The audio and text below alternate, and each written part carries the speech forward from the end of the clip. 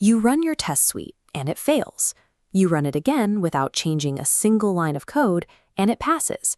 That unpredictability is what we call a flaky test, and it is the single biggest drain on QA productivity today.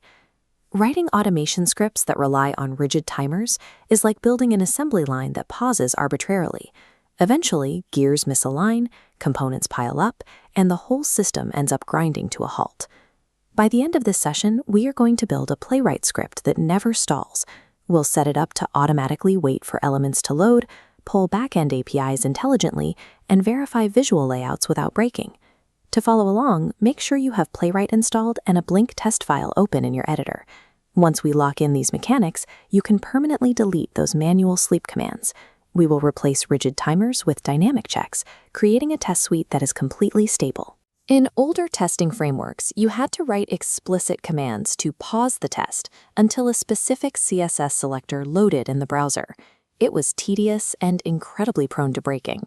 Playwright solves this with an auto-waiting engine built directly into its modern async expect function. This checklist shows the 5 conditions Playwright verifies behind the scenes. An element must be attached, visible, stable, enabled, and receive events. Because of this auto-waiting engine, you can delete old waitForSelector commands and replace them directly with a modern assertion like expect locator toBeVisible. You can use standard matchers to verify exactly what's on the screen. For example, toHaveText checks for a precise string, and toHaveValue verifies exact data typed into an input field. We also need negative assertions to handle things that should disappear. By adding the .not keyword before a notcher, we can ensure elements like loading spinners are completely hidden before the test moves forward. Using async matchers shifts the entire testing strategy. Instead of guessing how long an application takes to respond, the test strictly verifies the exact state of the UI the moment it resolves. By default, if a standard assertion fails, Playwright immediately aborts the entire test run. If we are validating multiple inputs on a single page, like a user profile, stopping at the first error hides other potential issues.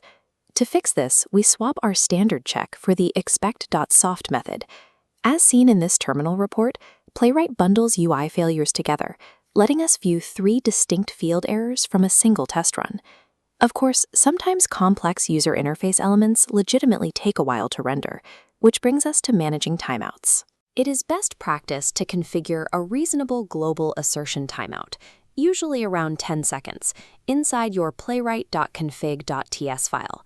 This ensures that if an element is genuinely broken, the test fails quickly. But if you know a specific component is heavy and naturally slow to load, you can write a local timeout override directly inside that assertion. Pairing smart global timeouts with soft assertions reveals every breakage across the page simultaneously, maximizing your debugging efficiency without needlessly hanging the test runner. Not all delays happen in the browser. A common automation hurdle is waiting for a backend database or an API to process data before the UI updates.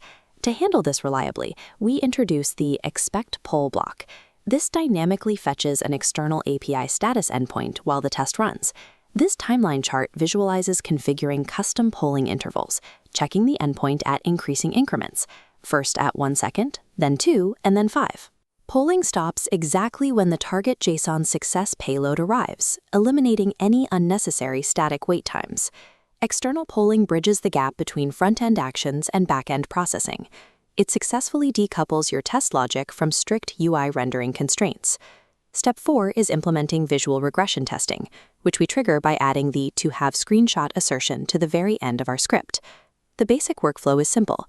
Your first test run generates the baseline image. On every subsequent run, Playwright compares the live browser UI against that exact baseline. However, browsers render fonts and pixels slightly differently across operating systems.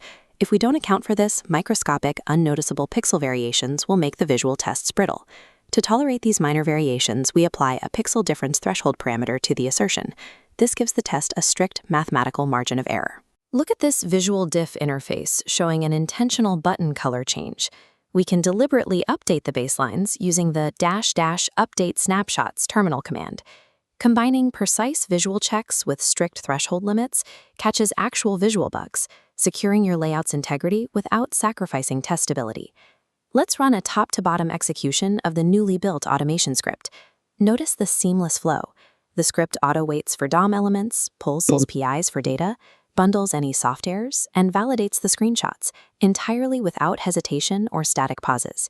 You now possess a fully production-ready, bulletproof automation template. Now that we have reliable verification, we can move on to complex actions. In the next video, we will tackle drag and drops, execute file uploads, and specific keyboard shortcuts. Mastering state verification gives you a predictable foundation. Once your script perfectly understands the state of the UI, you can build and execute any user